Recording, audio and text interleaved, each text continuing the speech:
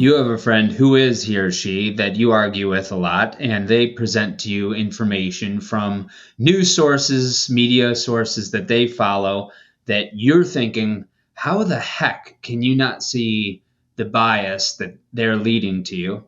And here is how you are going to get that person to at least see a little more clearly. You're going to be able to do this a lot more effectively than winning any kind of argument against them. And hopefully you apply it to yourself too. So instead of telling someone the bias in whatever information that they're absorbing, give them this checklist. I'm going to give you this checklist. I apply it to myself as a news viewer. I hope you apply it to yourself before you check anyone else's bias. This is an ode to a journalism professor that I had 20 years ago. This is long before I ever thought about doing any kind of journalistic endeavor. I only took one broadcasting course in college, I think, and this course taught me how to report the news. It was teaching students how to report. Even though I knew that wasn't going to be my career, I used it on how to view the news. And I contacted my professor, Ron Grafe, after 15 plus years of having taken one class with him, one semester, sure that he didn't remember me, in retirement, and contacted him, I think 2 years ago, even before we started positioning Inside Reproductive Health as a media company, before we started doing anything with news coverage for Inside Reproductive Health. I just wanted to use it to have as a viewer and to be able to immortalize his lessons in some way. So the checklist that I came up with is inspired by the teaching lessons that Professor Grafe taught us on how to report the news. I think is very valuable for how to watch the news. He called his teaching lessons on the one hand, and he would also say on the other hand. And I think the other hand is actually the reason for the one hand. The other hand is that perhaps there's no such thing as pure objectivity, but the one hand gives us some rules that we can get a lot closer than we otherwise would. This is part of Inside Reproductive Health's editorial style guide, but you should use it for watching any kind of news that you normally watch: local news, political news, maybe not sports and entertainment, because I don't think that's real news. There are 5 items on our checklist. The first 2 are fairly self-explanatory. The first is that it answers 6 basic questions: who, what, where, why, when, how. The second is that it has a clear point. What's the main message that the story is getting across? The other 3, I think, can use a bit more explanation. The third is that it's clearly attributed, exactly what source a piece of information came from. Example, according to a February 16 study in the New England Journal of Medicine, or the governor said on Tuesday. I remember in Professor Graves' class when we would report on something, the city would say, the city budget is going to be passed on Thursday. And he would say, who says the budget's going to be passed on Thursday? How do you know that it's going to be passed on Thursday? Councilman Smith said it would be passed on Thursday. Then say Councilman Smith says the city budget will be passed on Thursday. Fourth is that it fits into context of a bigger picture. It reports on trends, not anecdotes. We see a ton of anecdote reporting in contemporary media. It reports on trends and that it compares trends. It uses facts and figures, not man-on-the-street interviews. Fifth is that it's free of flowery language and editorial judgments. There's no adverbs like chillingly, alarmingly, tragically. There's no superlatives. It was the best. It was the worst. There's no promotional items. It uses exact numbers or best estimates. We would say if there was a lot of people at the event, and Professor Grafe would say, a lot? Like 40,000? We'd say, no, like 60. And he would say, then say 60. And it's free of comments on how good or how bad something is. It lets the viewer or the reader decide. I don't watch cable news. I don't consume most popular news sources. But at the gym, there's 2 different cable news channels on, each one that reports how the other one only reports BS. And the tickers below them talk about one group of people's lies, or this dastardly plan, or this horrible event. The best of news reporting lets the viewer or the reader decide for him or herself. So those are the 5 main points. Answer 6 basic questions, has a clear point, it's clearly attributed, fits into the context of the bigger picture, and it's free of flowery language and editorial judgments. And while it's not in this checklist, Professor Grafe would often talk about the other hand, what's left out from the basic answers to our 6 basic questions.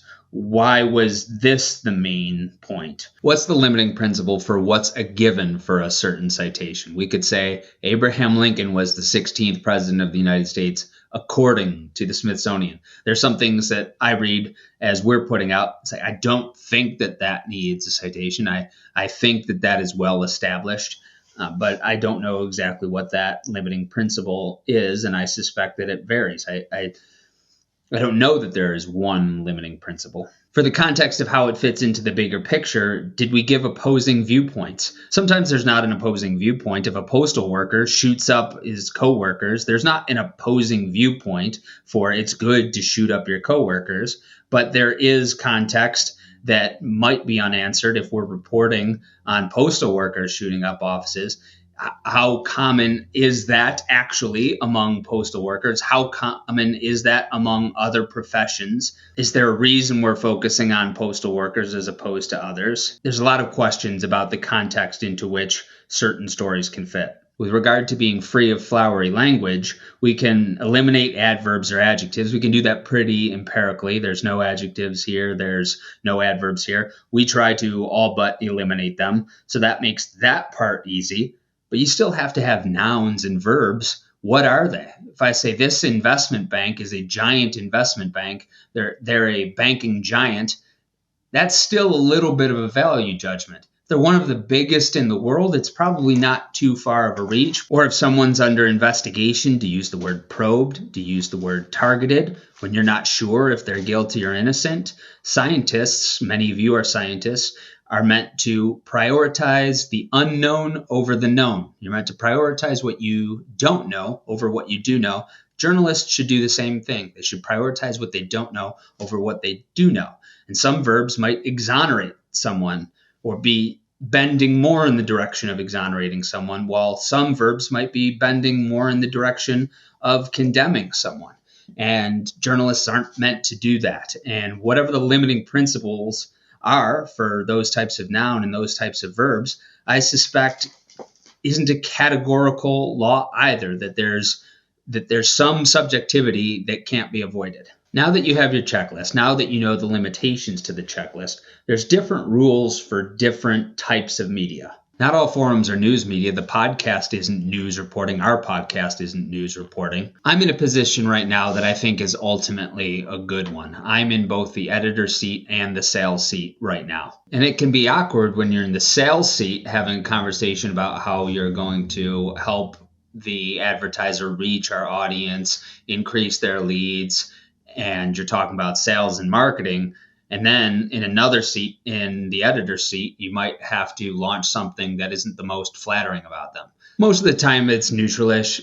A lot of times people don't like it when it's not in their marketing or PR control, but most of the time it's just pretty neutral. At some point it could be something that's pretty bad. And for that reason, I think it's good that I'm in the sales seat and the editor seat right now, because if I can build the media company to the standards of these editorial standards while I'm still physically in both seats, having both of these different interactions with sometimes the same relationships, then that's a really good foundation for when they are different people in different departments, that these folks are responsible for editing and programming. These folks are responsible for sales. And the media company is built on the values that the editorial standards cannot be compromised. I'm guardedly optimistic about that. It's a pious hope. The only difference between a sinner and a saint is a pious hope. But let me remark with regard to the same. Rules for certain forum, like my podcast, are different from news media. I said most things are neutral, but if you and I both live long enough, something bad will happen in our field, something real bad, if you and I are both blessed enough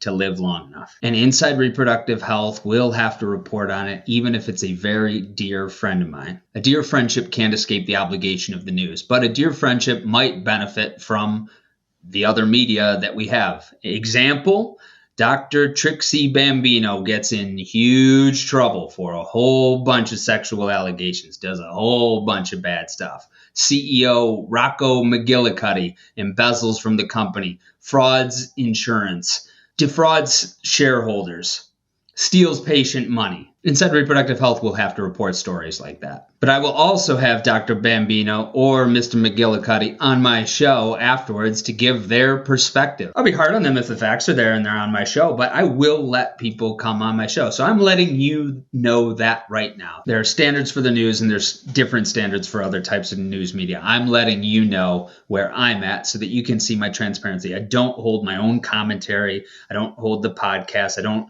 hold articles that I write myself that aren't news articles to the same standard that I hold our journalists to our news reporting editorial standards to. And when something like this happens, not if you and I are both blessed to live long enough and people say, how could you do this? I'm going to point to this episode right here and say, I give people platforms to speak. I'm Griffin Jones.